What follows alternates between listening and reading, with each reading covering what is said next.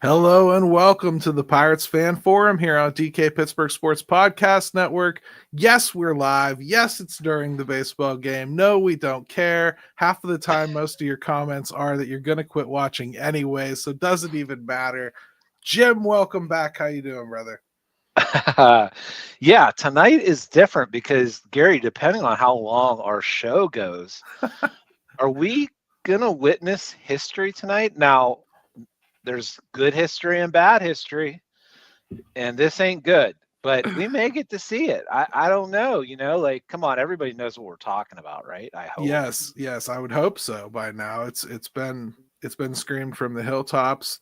The Pirates are on the precipice of setting the major league record for not scoring more than 4 runs in a baseball game in consecutive contests.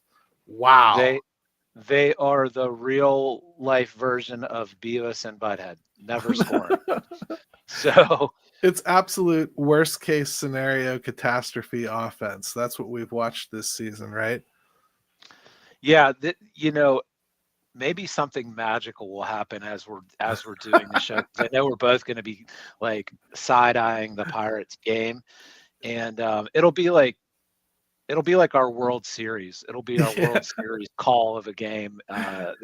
It'll be like a Mazeroski walk-off. Right. So, hey, well, something positive already has happened in this ball game. Spencer Horwitz hit his first Pirates home run. He's only been here 5 games, but so far, Jim, looks great.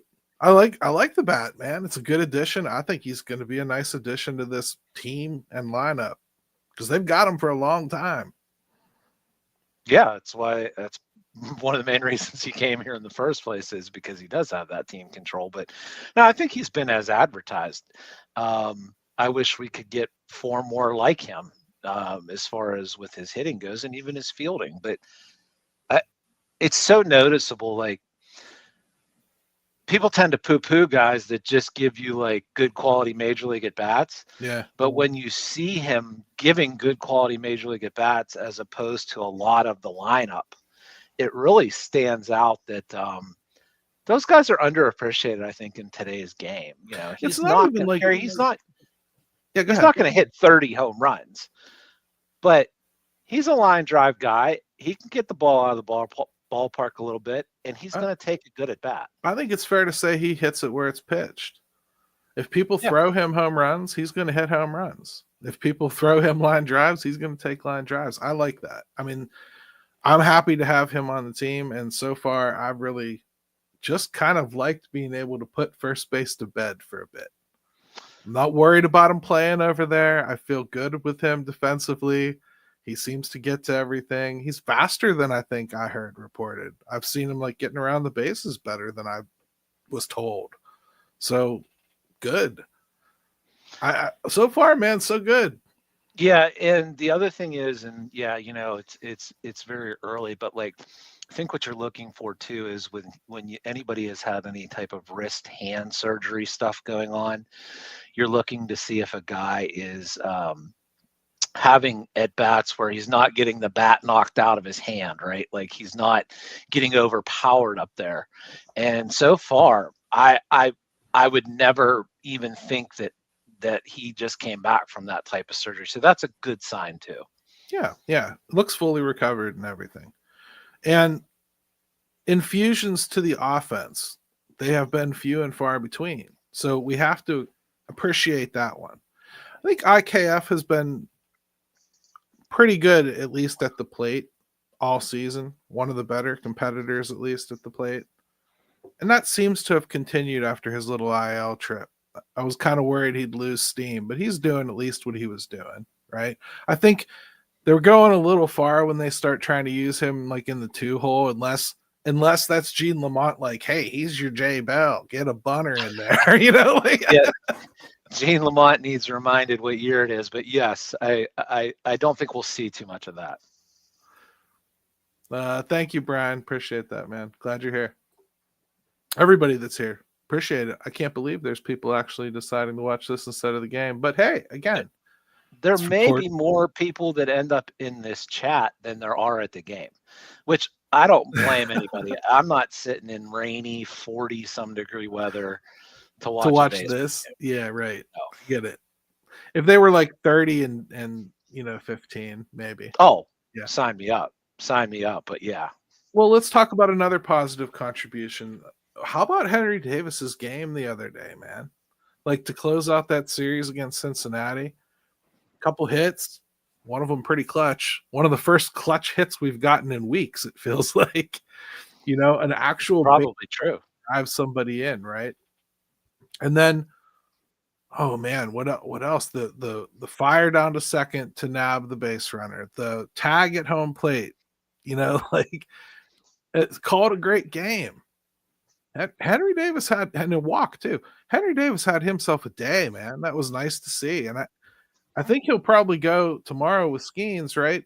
But do Yeah. they go more than that? Yeah. Well, backing up just a second here, I do think that may have been aside from the Ohtani two home run game that Henry had, it may have been his second best game as a Pittsburgh Pirate. I mean, maybe there's something else in there, but I'm talking all around type of game. Here's the problem. In my mind, it's pretty simple, which is, yeah, Joey Bart's not setting the world on fire offensively, but they're so desperate for any offense that, in my mind, they almost have to keep him in there, and then that kind of hurts Henry, right? Right off the bat. I guess, but like I'm not sure Joey's providing as much offense or at least the right kind of offense to justify it. For instance, in that last series against Cincinnati, he was 1 for 7. He had a double. Thank you. It scored a run. And we needed it. So it's not as though I think he's unproductive or anything. I just think if Joey Bart's not putting the ball over the wall, the defense that we're sacrificing with him as the starting catcher, to me, with a 1-1 being the guy I'm talking about wanting to play, to see. I mean, look where we're at. I want to know, like, by the end of this year, what am I doing at catcher here? Who's my starter?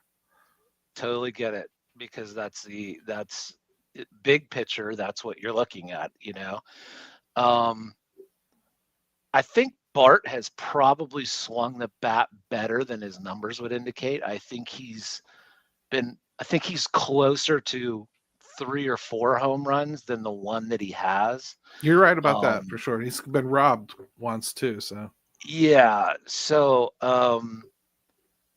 I would give him a chance to get back onto track with a little bit more of the power. But flip side to that is I just wish there was a way to play them both a lot.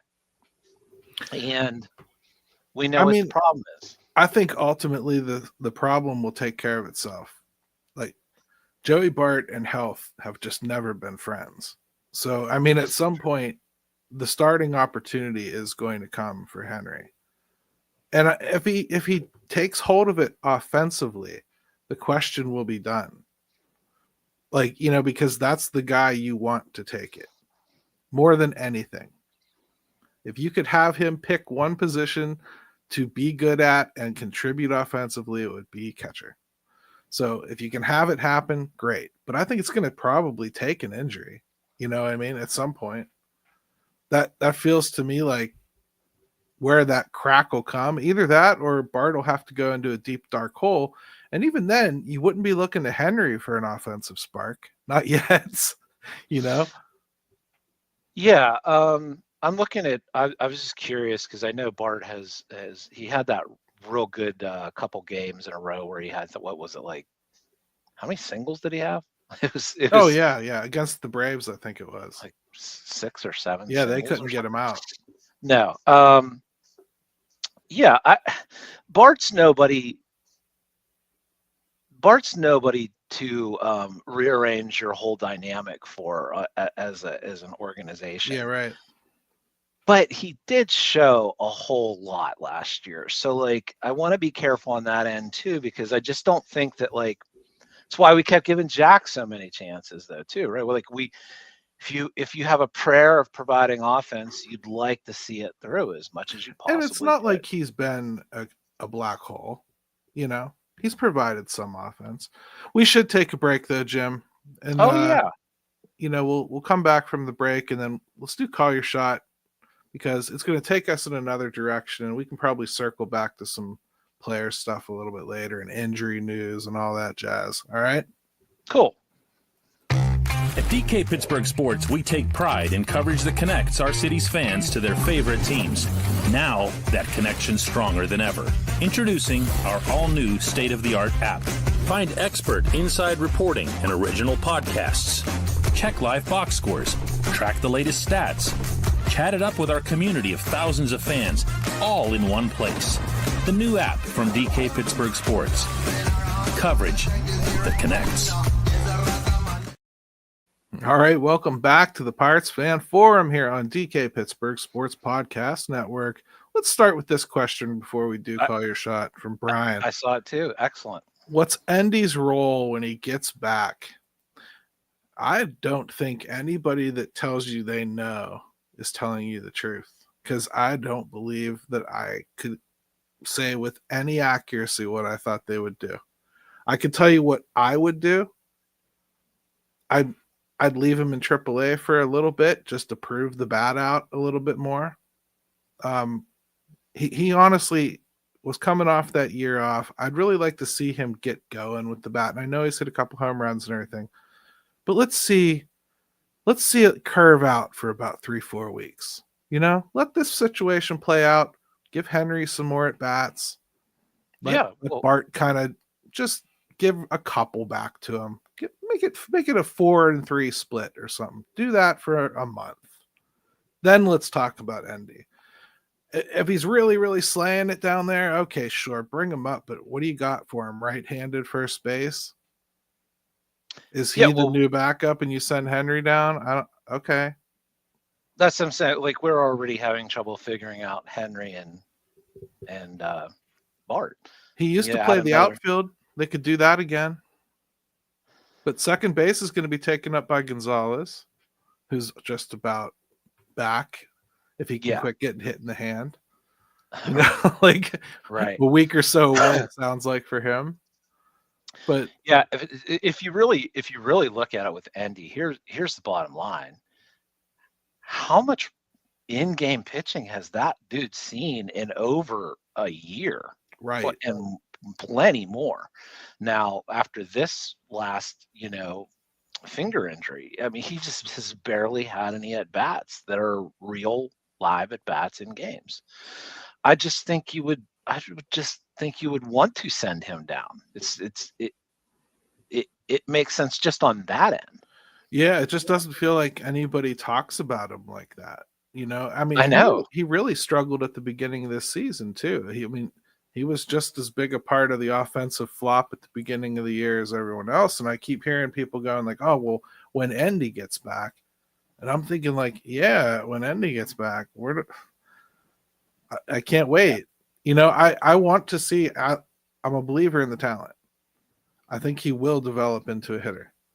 I just don't know where I put him right this second because I just don't think I've got a spot where he's going to see a ton of at-bats right now. Which is right back to the problem we just talked about, which is he's not had any at-bats anyway, and then now you're going to ask him to do that. What do I always say about if it's somebody you remotely care about, and I would think Endy would be one of their players they do care about. Yeah, you would do it. You would do it one way and not. You don't treat him like Matt Gorski or I'm trying to think of somebody else they've brought up and just let sit and rot on the bench. And Pagero. But Guys Pagero, it's weird because he was not at that level either in my mind. You know, I thought that was somebody you want to take seriously when you call up, and they never have. Right. They kind of tell on themselves, Yeah. you can see who they feel is important enough to I mean, to be worry fair, about. I haven't seen this manager do it. But every time he True. was up here under Shelton, he did not play. Like, just didn't play. And unless they absolutely had no choice but to do it.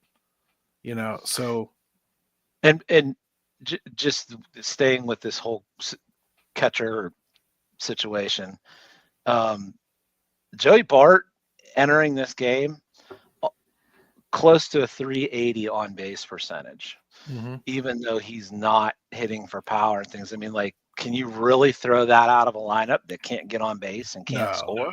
No. But I do think that at this point, with what you've produced this season so far, you at least better have one eye on the future a little bit. That's all. Just every once in a while, you got to make a little bit of a sacrifice for the future. Let's see what Henry has. Let's let him play just a couple more games. Juggle that DH spot a little bit to keep Joey's bat in there. Get Joey out of the crouch. That'll help him. Maybe that'll help bring that power.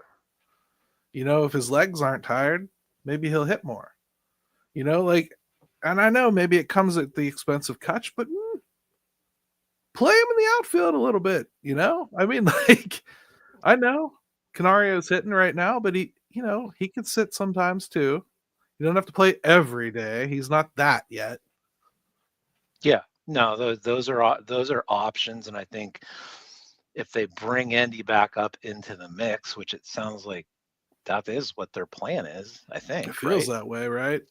So, yeah, I would stick to, I mean, Kutch is still able to do it. He wants to. So don't go away from that. Don't forget that ever happened. Right. He played some and he did okay. Yeah, I would say honestly better than a lot. He got to more balls than a lot of people did. And a lot of people thought he could for sure. Still got wheels. He can go. He just can't do it all the time. So don't ask him to do it all the time. Just ask him to do it once in a while. Do it once a week. If you really want to get his bat in there. Don't ask him to play a 12:30 game in St. Louis in July when it's 108-degree field temperature, and be smart about it. Right. But I'm saying there's room to juggle this stuff. I think far too often we go like, well, this guy's the starter. And then okay, but there's different level of starter, right? Like, no matter what he's doing with the bat, which thankfully it does look like it's starting to wake up a little bit. But Brian Reynolds, that's a starter. That's an everyday starter. O'Neal Cruz is an everyday starter. Brian Hayes, for his glove, is an everyday starter. And he's hitting 250-ish. That's fine. That's an everyday starter. Alexander Canario, you don't have to start every day. That's a 4 or 5 game a week guy. The way he's swinging the bat right now. That's like, this will be like starting RJ Reynolds and like being emphatic about it. You know what I mean? Like, right. Yeah, he can do some things, but he's not a starter, not like that. Not yet. No, I think as long as you're giving Canario his 5 starts a week, I'm fine with it. Right. I'm just saying, I think we'll see Don adjust to that sort of thing. I think we already have seen him make some calls like that. I mean, he's realizing like, even while you're benching Tommy Pham, you still do have to play him on occasion, or else what's he doing? And you're killing everybody else. So, I mean, I understand why he does it, but it's sparing, man. Be sparing with it, because if you really want to try to get this offense going, you got to get as much poison out of it as you can. You absolutely do. And speaking of poison and offense, Gary, we are 12 outs away from history. We are 12 outs away. I feel like the ball is dropping, and I have the most appropriate cup ever, a Try My Nuts souvenir cup that I'm drinking tea out of. So I just don't want to be Dick Clark. You have to be Dick Clark for this. I get to be sure. Ryan. I get to be Ryan Seacrest for once. Well, that's fine, as long as neither of us have to be Jenny McCarthy. Let's do Call Your Shot, bro. All right.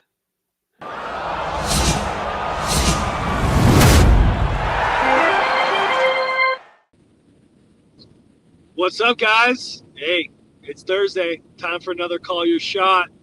I'm a little different scene today, driving a little bit of Florida traffic, but wanted to get our question out for Gary and Jim to answer here. Thanks everybody for hopping on Twitter this week and ranting and raving. Since my tweet the other day, we're 2-0, maybe 3-0 tonight after Mike Burrows throws another great game. And maybe we'll score more than 4 runs tonight. But let's get down to the question. This week's Call Your Shot winner is Doug from Forbes to PNC. Nice name, Doug.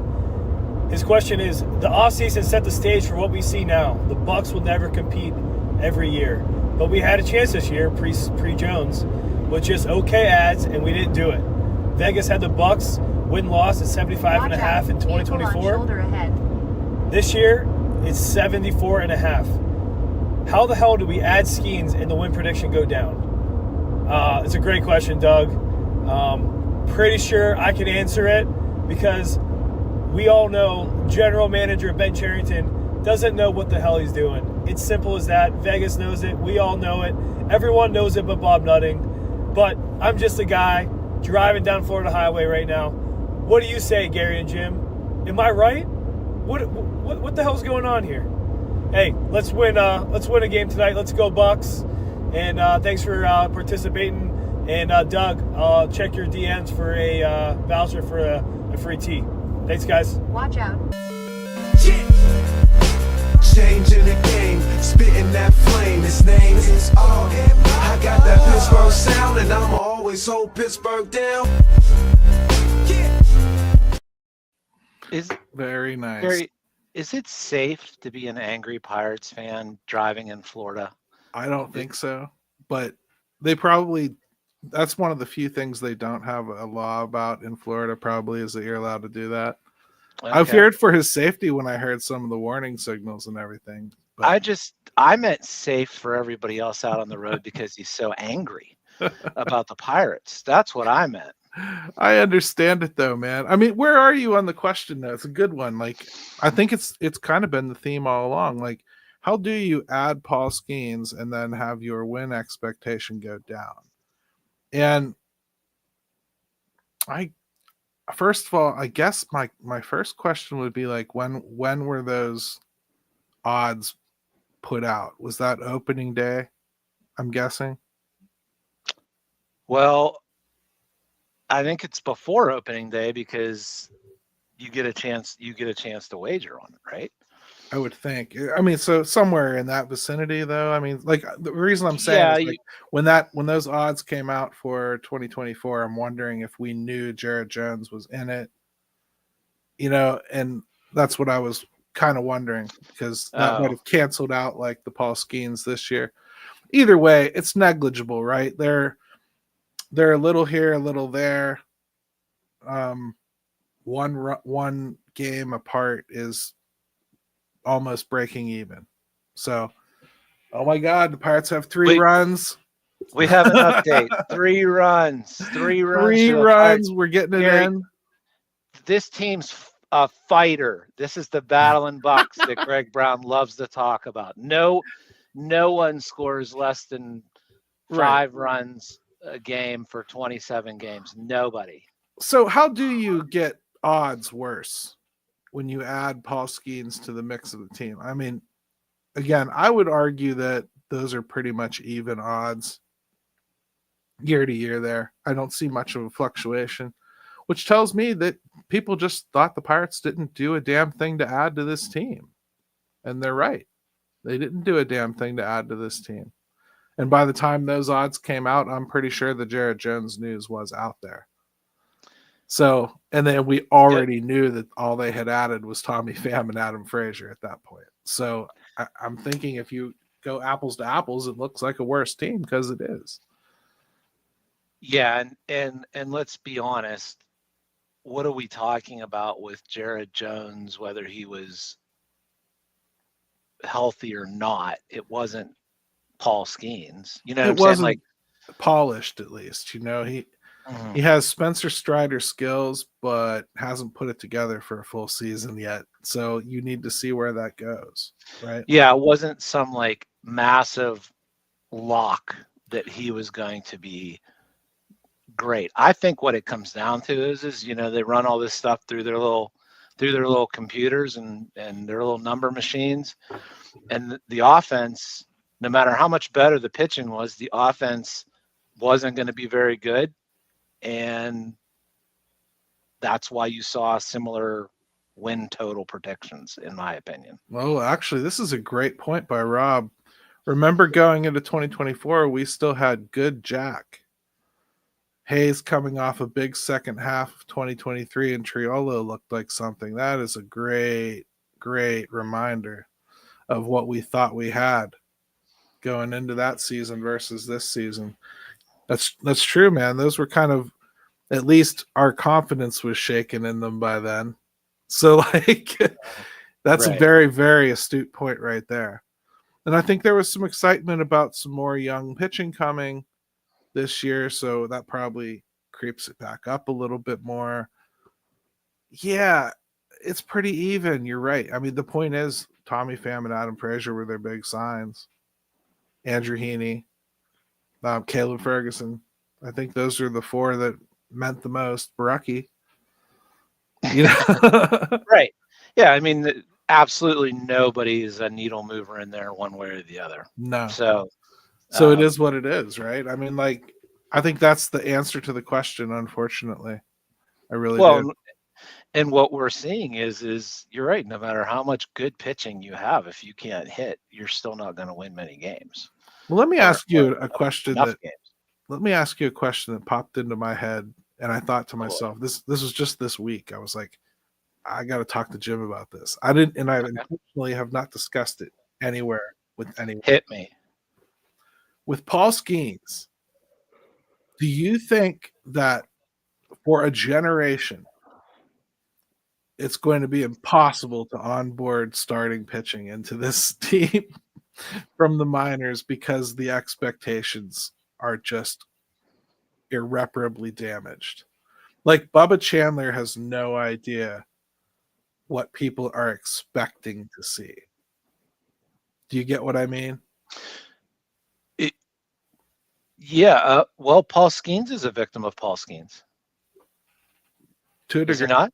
Elaborate. Well, what you're saying is any other poor bastard that comes along after Paul Skeens' rookie debut, his rookie year debut, is going to be looked at under some kind of an unrealistic microscope. Are they not? Not for other teams, I don't think. No. I think for specifically Pittsburgh Pirates, because we have never had this. Yes. And I think it's really going to, like the Mets, for instance. If the Mets get something like that, old timers like us would be like, oh, that's just like Doc Gooden. If it's the Red Sox, they're like, oh, it's just like the Rocket.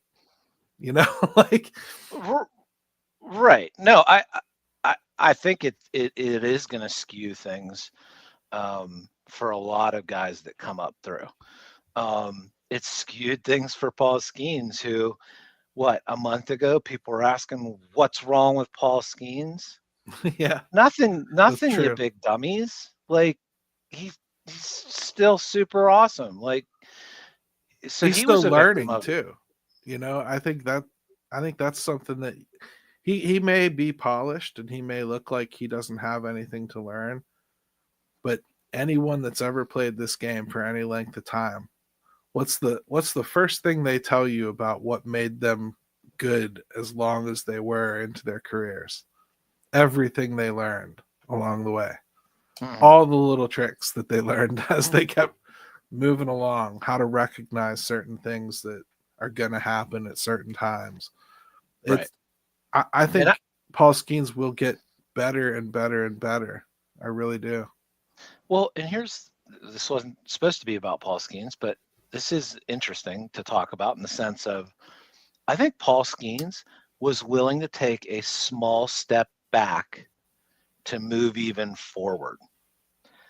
And I think that that's what you have seen this year with him is he was trying, I think he's trying to get better, deeper into games, figuring out a way to keep those pitch counts where they need to be, not having to always constantly battle that. So he's changed his arm angle. He's doing things a little bit differently, knowing or hoping that there's a payoff coming for that down the road with minor growing pains in the process. It's like I mean, when does that Tiger Woods. It's like when Tiger Woods tore down and reconstructed his swing with a brand new coach because he wanted to change some things about his game a season after he won the Masters. You know, that's a great analogy, and I'm sure if we sat here long enough, we could come up with 5 other ones too. Yeah, but you're right about that. It's very true. He has tried to evolve. Now you hope like at some point he's not one of those ones that can't stop evolving. You know what I mean? Where you end up evolving yourself right into something dumb. Tinkering too much. Yeah.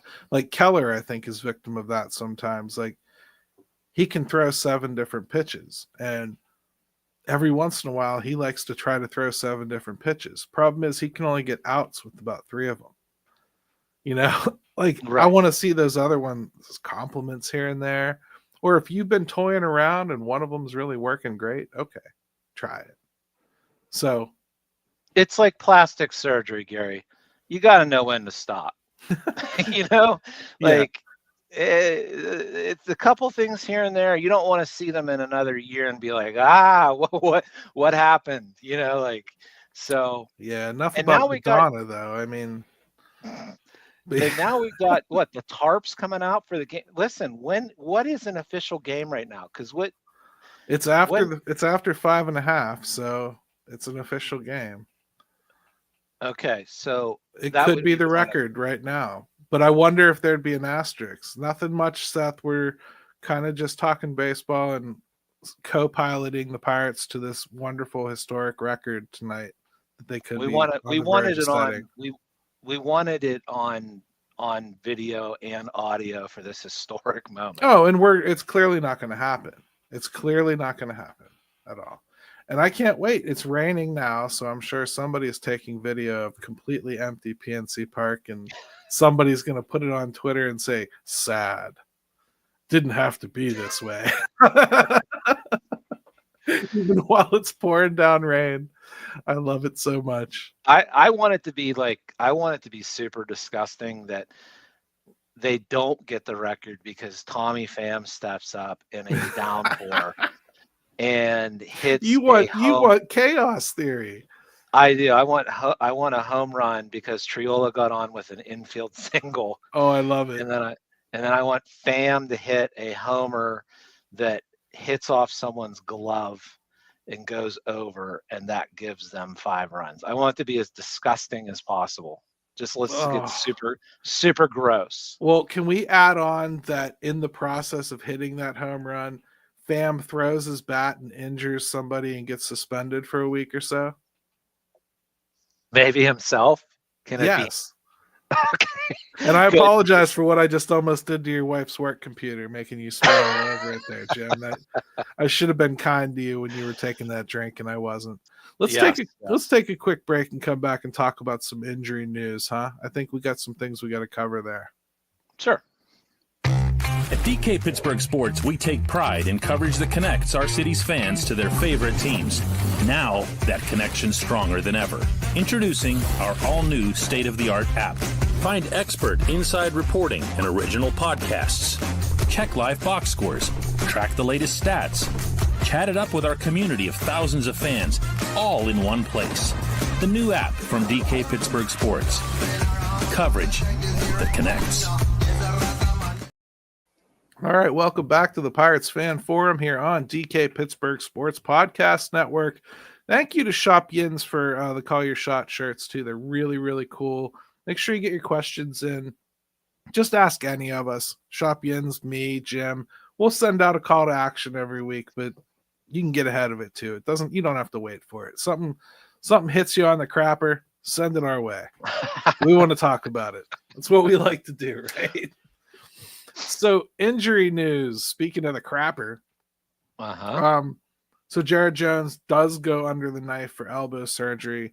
It's on the UCL. It's specifically not Tommy John. It is some kind of brace surgery, but it's an estimated time back of 10 to 12 months.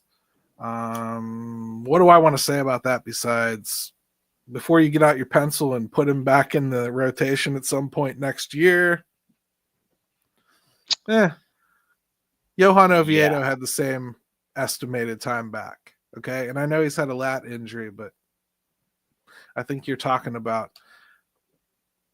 get padded a little bit, I would say. Mentally padded a little bit. Well, let's just say it was at 12 months. Yeah. From the date of surgery. I mean, you're probably looking at. I just always go long on these, Gary. Me too. By the time, and remember, we're talking about like him just returning and not just like stepping foot on a major league mound right away. That's not the way it's going to work. If I had to guess, I'd say we're probably looking at, and I say this based on Johan Oviedo quite a bit. He had the exact same prognosis, 10 to 12. He also did not have a full Tommy John. He had a partial UCL tear replacement. So, and he worked his ass off too. We all saw those shots of him in the gym working his ass off. He was ready to go in spring training, at least as far as like getting on the mound and everything. And that was from December before. And I don't think the Pirates were 100% comfortable with it quite yet. You know what I mean? But he really wanted to push into it.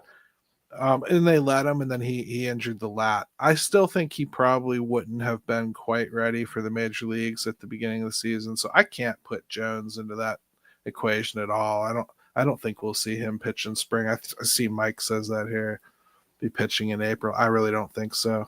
Personally, Mike, I think that would be really aggressive. But we'll see what happens. I'm not a doctor. And it's a hit anyway to a kid. And let's talk a little bit about how it come to be, Jim, because I see Speaking some anger of out doctors. Speaking of doctors and their role in this and the Pirates and their role. Well, that's what I wanted. I wanted to get into that a little bit because, you know, there was options presented to Jared Jones and the Pirates, and he could have had the surgery a while ago. Chose not to. Wanted to try to rehab it. They let him. When he got to like the long toss stage, he felt something wasn't right. Self-reported it. Went back to the doctor. They present him with different options. You know, he still could have chosen to just try to continue rehabbing it. He just felt he was at the end of the road as far as that helping.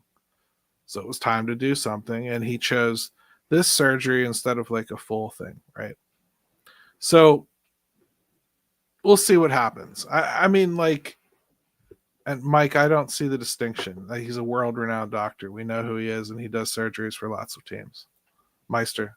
So, anyways, well, can we just what do you talk think? about how? Well, I just curious as to why people think that this solely falls on the Pirates. My goodness, there's tons of things to blame the Pirates for. I mean, we've spent the last 3 shows doing it, and this would not be one of them. I'm sure that the team, all teams have a right to express their preference on what the player would do, and I'm sure they do. But at the end of the day, isn't it not the player's career? I mean, it is their choice. Like, there has been a little bit of a groundswell in the training community, and we know this from talking to Eric from Ohio Baseball Science Academy. We talked to him a lot. There is a groundswell for like certainly, you know, non-surgery remedies for this stuff and ways to rehab your way out of it and whatnot. So I think more players are going to try to choose to rehab their way out of things that aren't definitive, absolute tears, got to get it done, you know?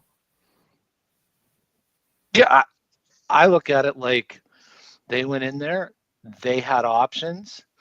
They wanted to choose the one that, and when I say they, I'm saying it ultimately comes down to what Jared Jones and his camp wants to do with it, right? I mean, it's got to be the player's decision. Nobody is going to force anybody to get a procedure done. And if he felt that he wanted to take that time and see if he could avoid all this, then that's what he did, and This it same didn't kind work. of stuff happens in hockey all the time, like, and you don't hear about it. Like Sid had the wrist injury for one of the cup runs the whole time and would not get it treated. Like the team wanted him to treat it in the regular season and he wouldn't do it. And he wasn't himself, but he just refused to do it. It was best for him, at least, to wait until after the season. And I think he probably would have mentally beat himself up about it if he chose anything differently. And it's his career. Again, I don't know. You have to let these guys decide on their own unless they're really going to damage themselves, which it's your choice not to play them too. Yeah. And on top of this, I'm sure there are times where teams would prefer someone to do something. And I'm not saying that was the case here. And the player doesn't want to do it and he takes option B and they probably roll their eyes at it. But what can you do? Right. So I just think that there was this initial surprisingly, there's anger left for the Pirates to add something else to it, but that there was this initial anger toward the Pirates with that. I just think that that's misguided in this situation. In some cases, Jim, and it's probably rightly so. I mean, people just their default is mad now, and they almost got to be talked back from anything. Anything that this team does is ravenously stupid. Like Burrows coming up instead of Bubba Chandler. I mean, people were losing their minds about it. I could see it both ways. I've watched Bubba quite a bit here, and Jim, I honestly think he's got some trouble when he comes up here. I think some of the things he's getting strikes on, he's not going to get strikes on up here, and the walks are going to kill him if he doesn't chill on them. And he's only going to get through 4 or 5 innings throwing as many pitches as he does to do it. So I have concerns about him. I still want to see him. Just like Davis, I want to see him. I need him to get the rookie beaten out of him this year. That's fine with me. But Burrows does too. I think Burrows is a talented prospect that just a couple years ago I wanted to see up here as a frontline starter, and he's looked really good in the minors in his own right. I want to see him. I want to see what he can do. What did you think of that situation? And toss in Majinski if you want, because people wanted him in the bullpen. Why would they let him remain a starter? Yeah, I was just going to say about Burrows. Burrows, though, is a good example of why players want to avoid that at all costs if they can, right? I mean, because we forgot about him while he was gone, and he has to fight back for just a shot. Fight back for just a shot. And how long has it been now? How many months are we talking? He's been out about 18. That's what I'm saying. I mean, he came back and pitched one game last year at the end for us.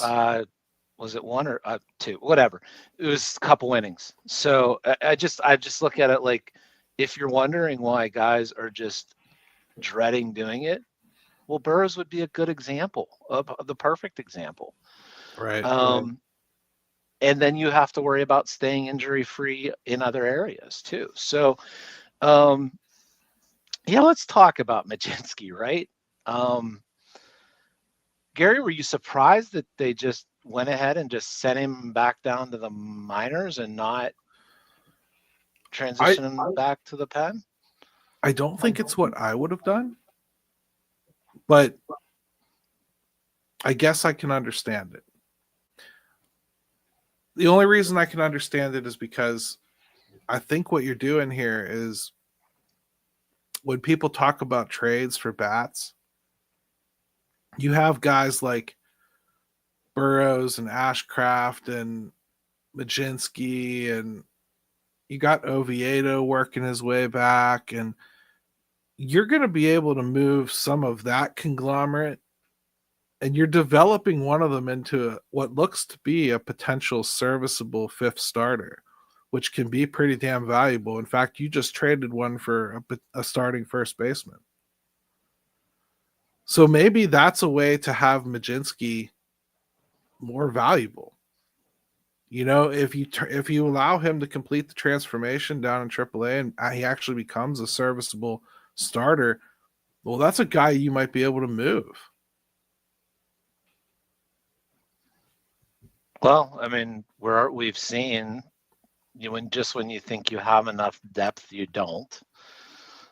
Sure. So why you not have never- some depth that's gone a quarter of a season in the rotation and can kind of step back in if you need it? Yeah, it's interesting too when I think about it from someone like Ben Sherrington. I would think you'd want to put him right in the bullpen, but he really does to their detriment sometimes, looking like big picture, long like lifetime appointment of baseball ops for the Pirates. Yeah, I think down the road you could make a case where that gives you more depth starting pitching wise. But don't they just need? I mean, if Majinski can help you in the bullpen right now, I would do it. That's just kind of where I'm at with it. I guess here's what I would say. Do they need bullpen help right now more than they need another Spencer Horwitz type bat that they might be able to get for Carmen Majinski? If it came down to being able to get that, sure. The reason I say that is because he's at least as impressive as Luis Ortiz. At least. He's got the stuff. He's done the starting almost just as qualified. But I don't think a lot of people would. Well, the Guardians did, and I only need one team to. My point is, you know what I'm saying, though. Well, my point is, like, if you can get another guy who plugs a hole for you, really, at the plate, legitimately, for somebody like that, or even he's just a nice component of it, and you throw something lower level to sweeten it. That's because it took 3 guys to get Horwitz too. But I'm saying, like, that's better than parting with like Harrington and Chandler and those types, right? I mean, that's what I'm saying. Maybe they're backfilling the farm a little bit by doing something like that. And it keeps him flexible too. They don't need him in the pen right now. The pen's really not that much of a problem, Jim. I mean, Friday sucked, but look what they did on Saturday and Sunday. They're fine. You know what I mean? Most of the time they're fine if they're using their horses. As long as they're not tricking themselves into thinking Colin Holderman's one of them. Yeah, I think what I always keep an eye on is in April and May, your bullpen can withstand some things. But as the season goes on, that would be my concern, is just, like. But maybe that's another reason not to add him in right now. You'll need him later. I mean, the truth is he's somebody that you could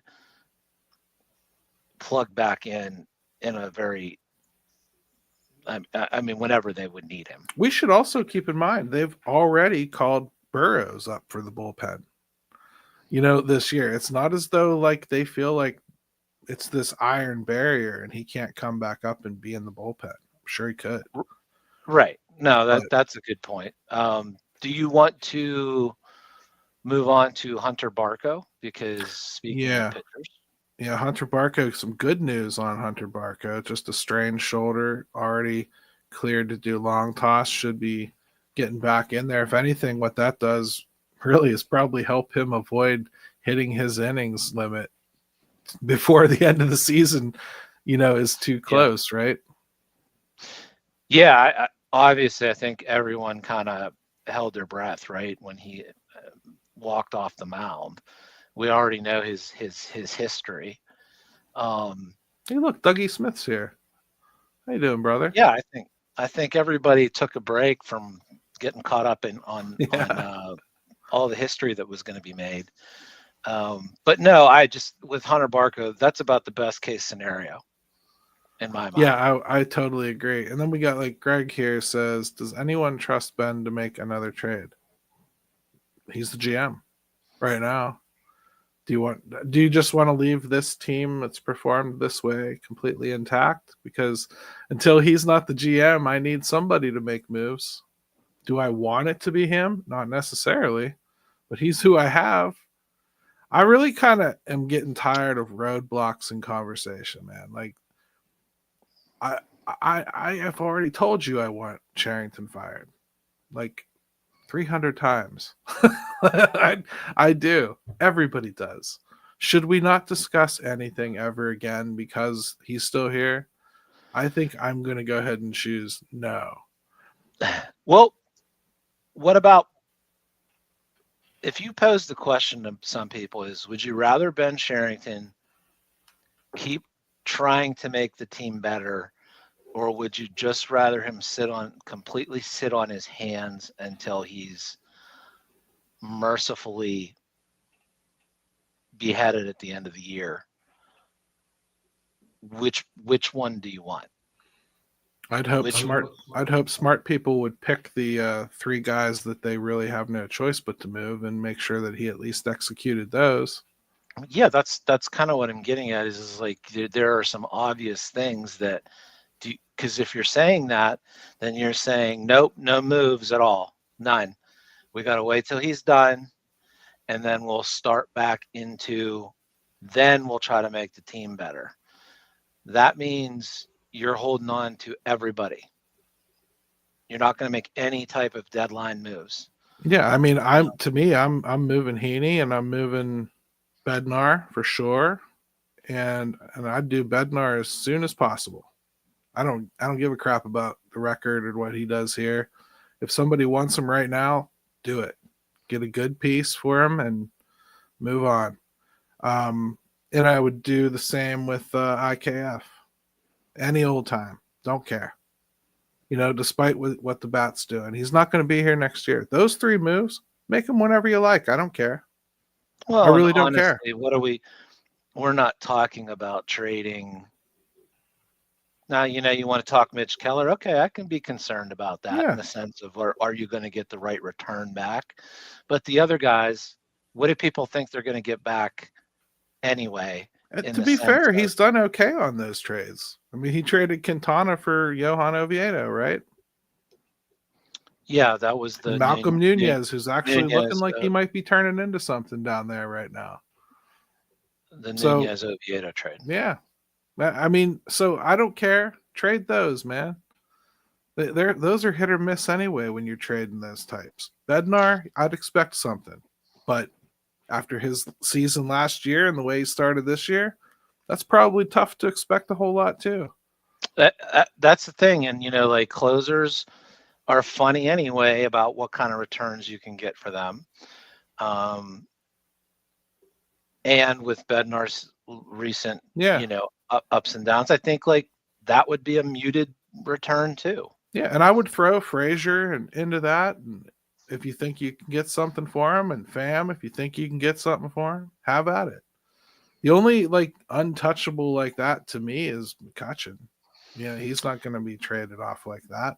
We already discussed that last week. Yeah. But anything else like the 1 years, I mean, even like Ryan Borucki, if I was just try to sign him or trade him. Caleb Ferguson. Borucki doesn't get mentioned enough in these scenarios where, talk about a guy that probably could get you maybe like a sneaky low-level prospect is a Ryan Borucki. I think like he's got a little bit of a track record of late, and he's a lefty, and there'd be a team that would love to add a guy. I wouldn't mind them trying to extend Ryan Borucki. I agree if they want to, but like Bednar, I'm done with. I don't want to extend him, and I don't want to pay him $8 million. So those are my 2 options. And they've already seen what kind of bind it puts them in. Yep. As a organization, if you find a way to gracefully get out of that, please take it. Please. Right. So anyway, that's going to happen. Yeah, Greg, I get that you don't want to see it. What more? How much more can I say this? Me too.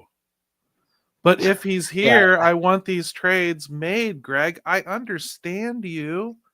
I'm just tired of it stopping the conversation dead in its tracks.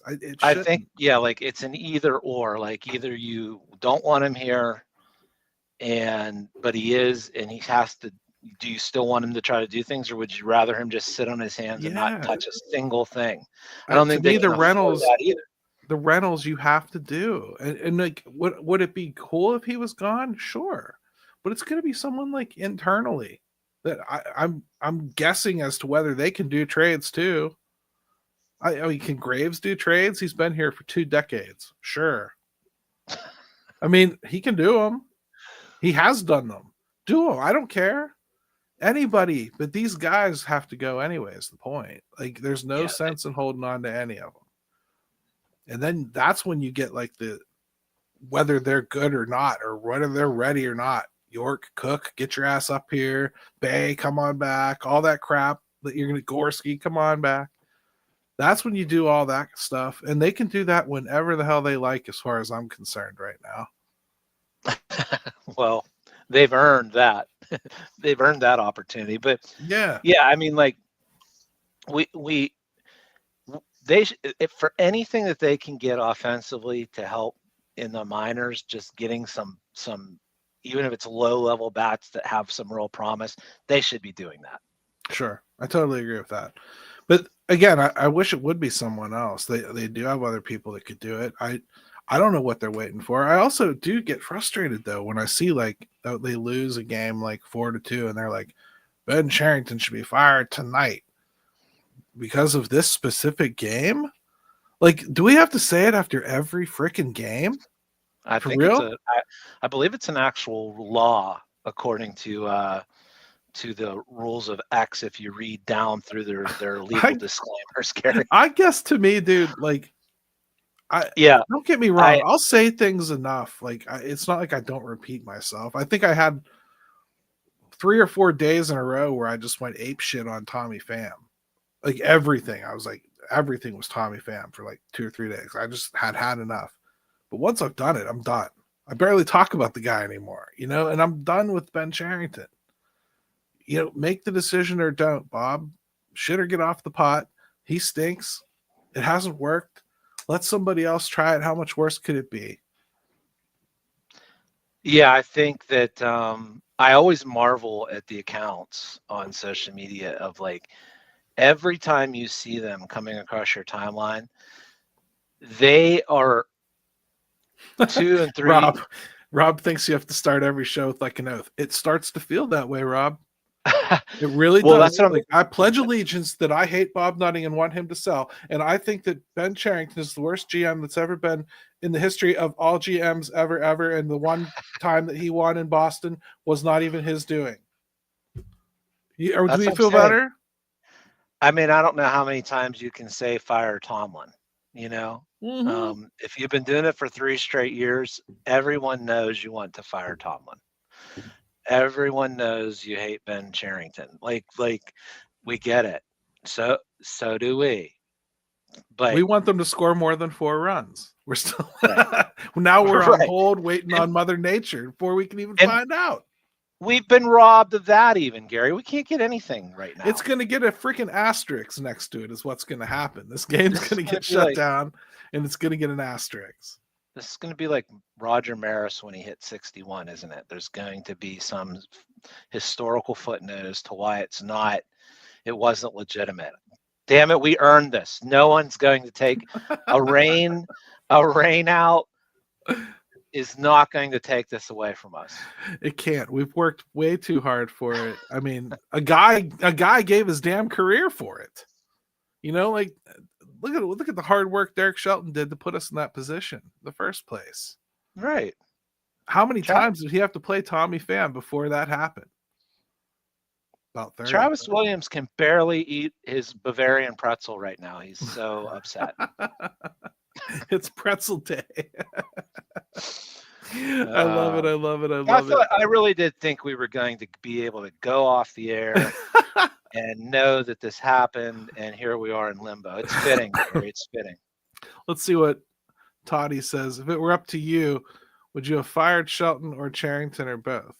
Both. Said both at the time. Would have done both back when they did Shelton. I felt like Shelton did them a favor by openly tying himself to Derek Shelton, and it would have been really easy for Bob to make that decision. However, I probably would have fired Travis Williams too, and I think Travis Williams should be fired because he has been just as much of a mess. But I just don't want to stop talking about the things that have to be done with baseball just because of it. That's all. Yeah. I just don't want to have truthfully, to go like, hey, I can't discuss this because Ben Charrington's still here. Okay. Like, Yeah. I just don't want it to be that way.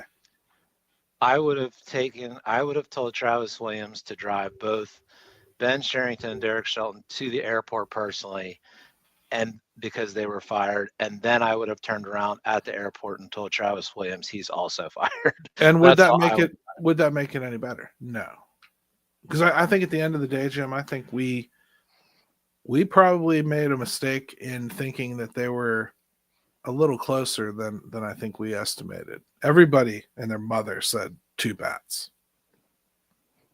No, that's not the case. It's more than 2 bats. They screwed up some stuff. Like there's some things that never panned out, that never were gonna pan out. You know, like we knew there was a problem just even with the alignment they were choosing to use certain players in. Like IKF as a starting shortstop, we knew it was going to be a problem, even if the bat was okay. You know what I mean? Like, and Greg, you don't have to apologize, brother. This is all in good fun. If we were at the bar, believe me, I'd be talking just like this. That's the point of the show. Totally fine. It's totally fine. Yeah, man. Anyways, yeah, we're just having fun. But like, no, I mean, Jim, I'm frustrated as anybody, but I guess I think we were wrong too, is my point. I think we needed more than we thought we needed. They're further away than we thought they were. I think it's hard. That's fair. I think it's hard to imagine being this historically bad on offense. Even if you, like, I was very concerned in the preseason and offseason about, I saw no power in the lineup. Yeah. And I saw weird defensive stuff that did not look like it was going to help at all.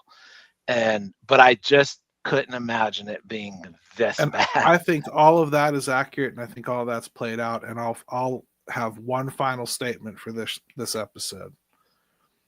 Anybody that says they expected them to hit this bad is a liar, because nobody real expected it to be this bad. This is historic bad.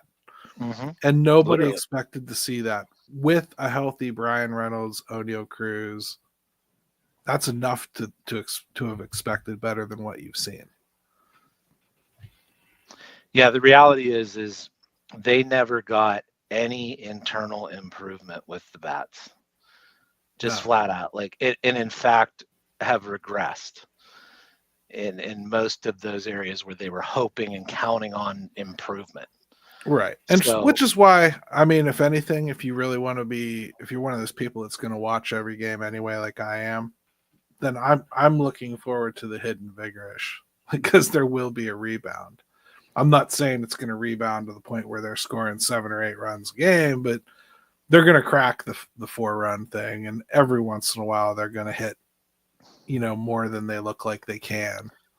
And you're going to see some runs. It'll even out like everything does in baseball. It will get better. The question is how much, even if it's marginal.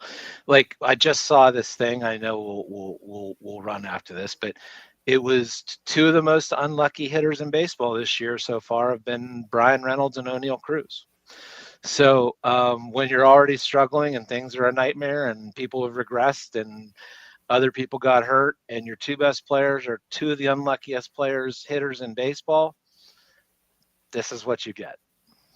And worse. And exclamation point, Jim Stam. Love it, brother. Good stuff. Hey, next week, I'm going to a Post Malone concert on Thursday, so we're not doing the show. And Jim's traveling and going to be busy. Yes. So, different day. We're going to do Friday night at 8 o'clock live. And instead of Jim, it's going to be Michael Castrogano, who used to be the host of the 412 Double Play podcast and currently writes on Steel City Pirates. So he's going to be on as the guest host with me, and it should be a good time. We'll try to live without you, Jim, as you rest and relax with your friends and family for once. I'm sure. Don't get too high at the Post Malone concert, Gary. I don't want to see you on some type of mugshot thing. And Well, you say no. Just say no to drugs, Gary. I did consider growing my hair out so that I would be well equipped for a porta potty fight should it break out. But I'm going to Just try to avoid it. Wear your fake gold tooth, and try to blend in. That's all I can tell you. Yeah, I mean, if I'm being honest, this is one of those shows where I bet I know like 5 songs if I'm lucky. So I'm going to have a good time. And Posty's pretty talented, I will say that. I think he's doing mostly the country stuff on this one because he's with Jelly Roll. So I'm guessing it's going to be mostly the country stuff, but I don't care because I don't know any of his shit, really. I'm just going because it's something Megan wanted. She got it for her birthday. So that's what she wanted, was to go to this show. So that's what we're doing. Anyways, the show will be at a different time next week. Not that you guys need to hear all that crap. Sorry. But that's all right. You're stuck with us. You have to hear all this boring shit. Let's toss it off to Ben. All right. Let's go, Bucks! Yeah, buddy.